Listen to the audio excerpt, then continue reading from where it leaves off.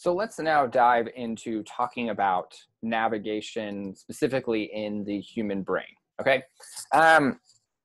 This is kind of a weird question that I'm going to ask you to try to do, but I want you to imagine that, where's a good place to have you imagine? You know, when you first walk into the Science Center, there's that little, like, it's not a fountain, but it's like a pool that's underneath the stairwell where it collects the rainwater and melted snow and stuff. You know what I'm talking about? So imagine you're standing there and imagine you're looking out the windows of the Science Center, okay? And imagine that what I did is I have you standing right there and you close your eyes and I ask you to point to the Science Center front door, okay? What you would do is you would just point straight ahead because it's pretty much looking right at it, okay? Then imagine that still with your eyes closed, I was like, all right, point to the gym or the athletic complex. I guess you'd point like a little bit to your like left and upward, right? Or if I was like, point to where the football stadium is, you'd point like more to the right, okay? If I was to ask you to point, that's enough places. What do you need to know in order to do this successfully, okay? When you're trying to understand how to point to the right direction, and when I ask you these simple questions, there's a couple of things you need to know in order for you to be able to successfully do that. They are, you need to have an internal map of the world, or in this case, the campus. You need to understand the spatial relationship between things on campus. You need to understand where you are in that spatial map of the world, your specific location in the world or on campus. You need to know where the location of the target is that you're trying to point to, and you need to know your current heading. Because, for example, if I were to have you rotate, oh, I just dropped my key. If I were to have you rotate 180 degrees and point to the front of the Science Center, you would point backwards because now you're heading in a different direction, okay? So these are all the different types of things that your brain has to be able to compute and understand if you're able to successfully navigate through the world, okay? So one of the first things people do and think about when they're talking about navigation in the brain is this idea of you needing to first get a sense of where you are and where other things are in the world. You need to kind of look around and first get your initial bearings, okay? And when people have talked about navigation, the two initial regions that they've talked about the most in the sort of classic navigation network, which we're going to then hint in a little bit update, are the PPA and RSC, which stands for, as a reminder, parahippocampal place area, which we read about a while ago, and then RSC, which is kind of tucked into the brain here, so you can't really see it that well, but if you inflate the brain, you can, which stands for retrosplenial cortex. And just to give you a little bit of a sense where they are in different slices, so you can kind of get your bearings. Here's the front of the brain, here's the back of the brain, here's the PPA, here's RSC, and again, here's PPA, and then up there is RSC. So let's talk about real quick the role of PPA in navigation, just as a reminder. So again, PPA is this scene selective area. And so if you put someone in the scanner and you show them images of cityscapes, landscapes, and all these other things, the PPA will get much more excited for these other things, for these scenes than it will for these other things, okay? Now, in the context of navigation, an important and interesting thing to think about is what exactly happens if you damage your PPA, okay? Now, if you remember from like our very first set of lectures, actually, I think one of the first things we talked about in this entire course was about brain damage. And with the FFA, what does that give you? That gives you prosopagnosia. That's where you lose the ability to process the identity of a face, okay? What do you think might happen if you damage your PPA, okay? You might think like, oh, you'd lose your ability to recognize a scene. So like you'd see a scene and you couldn't tell if it's a beach or a highway or something like that. I don't know. So it turns out that for a while, no one really knew the answer to this question until there was this patient that came along who is referred to in the literature as GN. So what I'm showing you here in red are slices and parts of GN's brain and where his particular, I can't remember if it was it was a stroke, where his stroke was. And actually, I'm putting up here, now this is a person I know, their PPA plotted with these little, I guess, magenta and purple blobs. And you can see there's a nice good relationship between GN's PPA damage, it seems like, and the PPA location of a healthy individual. Because since GN has had damage, you can't find a PPA there because it's probably been destroyed. It's not perfect because, this is definitely not PPA back there. But among other things, he's at least getting the PPA there. Okay, so what happens to GN when you damage this part of the brain? So he is extremely high functioning. He has normal IQ. It's not as if he's any less intelligent. He has almost entirely preserved memory. He has a little bit of a memory problem. However, in spite of these things that are totally preserved, he does have a disorder that is referred to as topographical disorientation, okay? And what this means is that GN could recognize big, prominent objects out in the world, but he could not represent and process scenes as a whole. And he would get lost, he would get very lost in very simple ways. And I'll show you what I mean by very simple ways in a second. So for example, GN, if he was trying to navigate through a situation like this, he would really struggle. He wouldn't be able to do it because there's no real discernible landmark. If this is a highway that has a bunch of palm trees and American flags, it all kind of looks the same. He's not going to be able to necessarily know where he is. However, if on this corner is a kind of unique looking house, okay, he can kind of process that object. If there's a unique sign or a unique building or something like that, a normal object, he's okay. But if it's trying to process the whole scene, he really struggles. So he has normal object perception, but he has really impaired scene perception, okay? And a byproduct of this is that he will often get lost in new environments. And when he's in new environments, he'll try to use hyper-specific details of objects as a point of reference. And so actually the experimenters who were doing some neuropsychological assessments of GN, they brought him to their lab. And this is the floor layout of the building that they were in. These are all different offices. And these purple parts here are the hallways. And at some point, after several days of tests, they were in this office with him, room 232. And they were like, hey, GN, you know the office we were in like about an hour ago, which was this room 238? And he'll be like, yeah, the room where you were having lunch or wherever, like just a second ago. They're like, yeah. So to wrap up today's assessments, what you're going to do is you're just going to go out the door here, go back to that room, and, you know, Darren or Celia or whoever it is, whatever, it doesn't matter. If they'll go back to that room, they'll find you in there and they'll sign papers or whatever. And he's like, oh, okay, I'll try to go see if I can go back there. And they're like, sure. It's pretty simple because he literally needs to walk 1, 2, 3 doors into a room that he's been in many times, multiple hours, multiple days, and so on and so forth.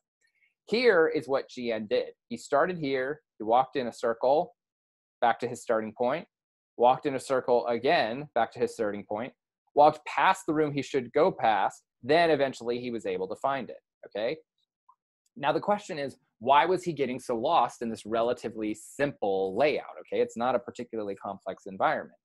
The idea is that it was thought that he was struggling because he couldn't encode, he couldn't perceive the scenes in the correct way, so he was very disoriented, okay? He was walking around this hallway and he couldn't really figure out his bearings, and so he was getting lost because he couldn't really recognize what was what.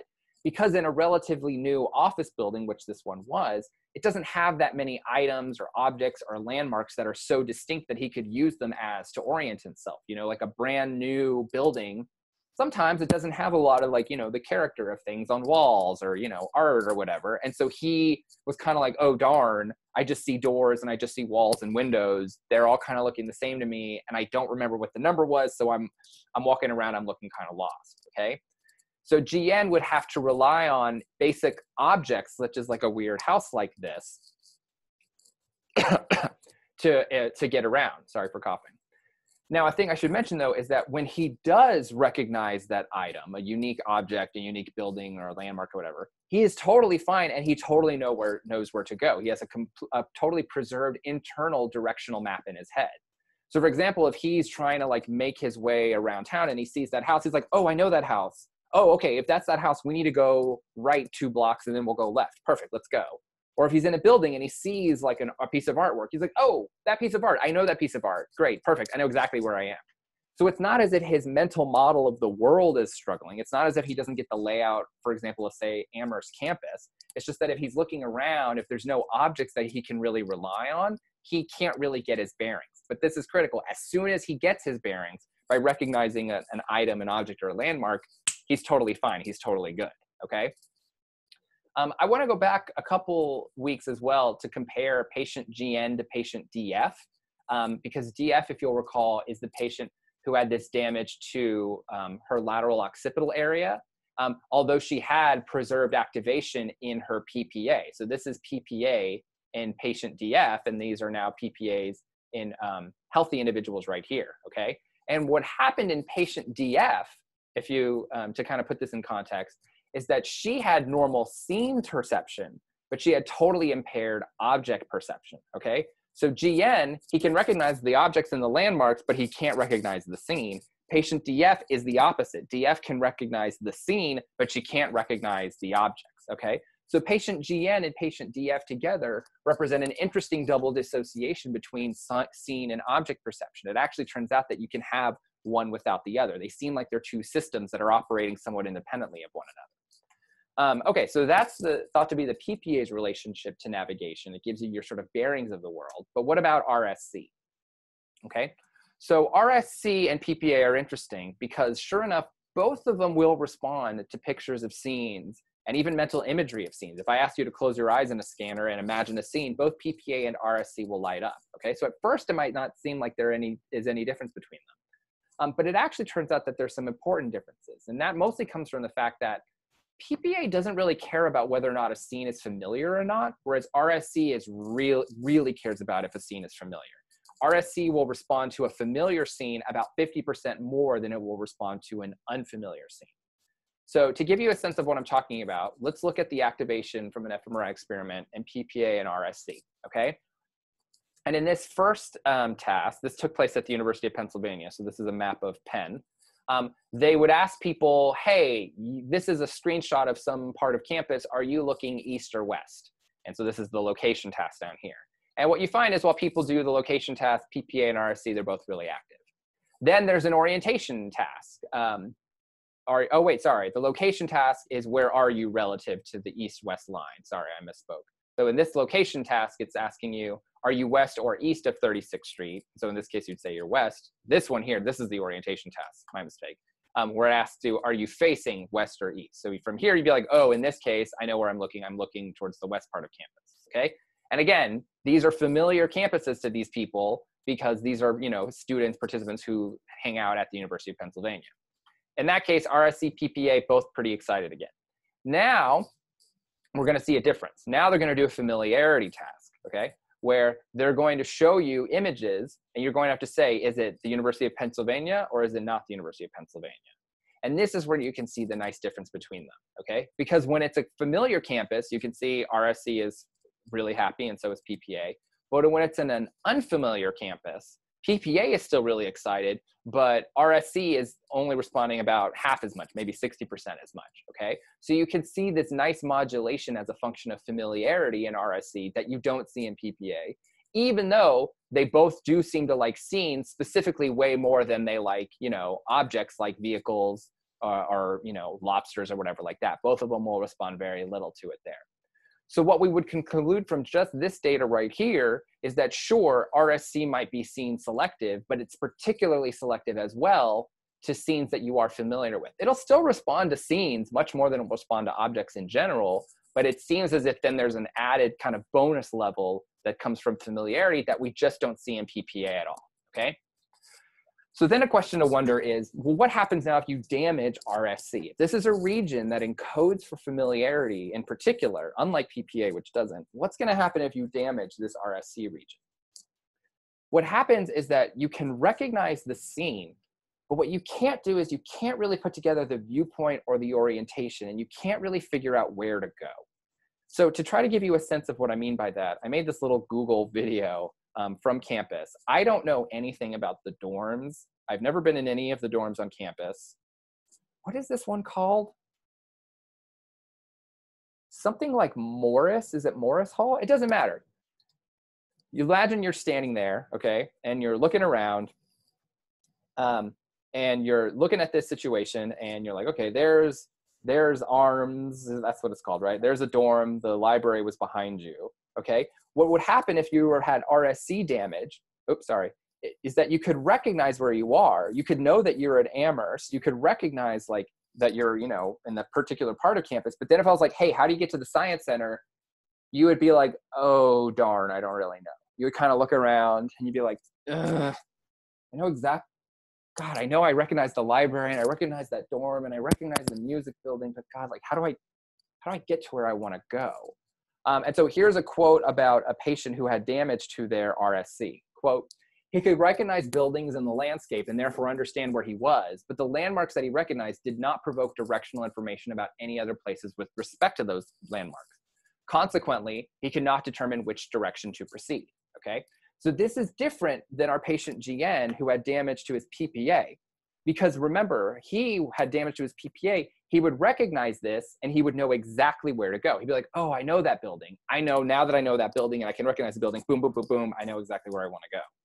Whereas he would look at a sign like, or a scene like this and he'd be like, ooh, sorry, I don't recognize this. And so therefore I don't know where to go, okay? This is what happens when you have PPA damage. When you have RSC damage, okay, it's a little bit different. He could someone with RSC damage could recognize this as exactly what building is, but they'd be like, sorry, I don't know where to go. I know exactly what house that is, but now I'm sorry, I don't know where to go. And then similarly, he could also recognize this scene as well, because he has no problem with scene perception. But again, he would know like what this is, like, oh yeah, this is that interstate section, but sorry, I don't really know where to go. Okay, so now we can start to see between these two regions, these differential roles between the PPA and the RSC and how they play this sort of complementary role about recognition and understanding of familiarity and understanding of directionality information, okay? So this was initially thought to be the sort of classic human navigation network, but it's recently had a third member that has joined the fray. So there's PPA, RSC, and now there's a third one. Oh, sorry for that animation being off. Yeah, so there's these two regions, the PPA and the RSC. And now this third one is a region, sorry, what is wrong with my animations? Sorry about that. There's a third region that has now come online, which is called TOS or OPA. It's a sort of occipital lobe place area. So if you look at this here, you can see that this part is in the back of the head is the occipital lobe. There are the eyes in the front of the head. And so actually what you're going to do for your reading is you're going to read an article about what is going on in this region, TOS, or sometimes I think in that article it's referred to as OPA. Sometimes there's battles in the literature about how to name a region. So I don't want to go into that just quite yet, because in our discussion section, after you've read this, we'll talk about it and we'll compare and contrast OPA to these other regions, specifically to a region like PPA. And so then in the next lecture, what we're actually going to also do is move beyond PPA, RSC, and OPA/TOS. And we're going to talk about some of the other structures that are involved in navigation. This is where we're going to talk about something like the hippocampus. But that's what we will do in the third section. So we'll take a break there.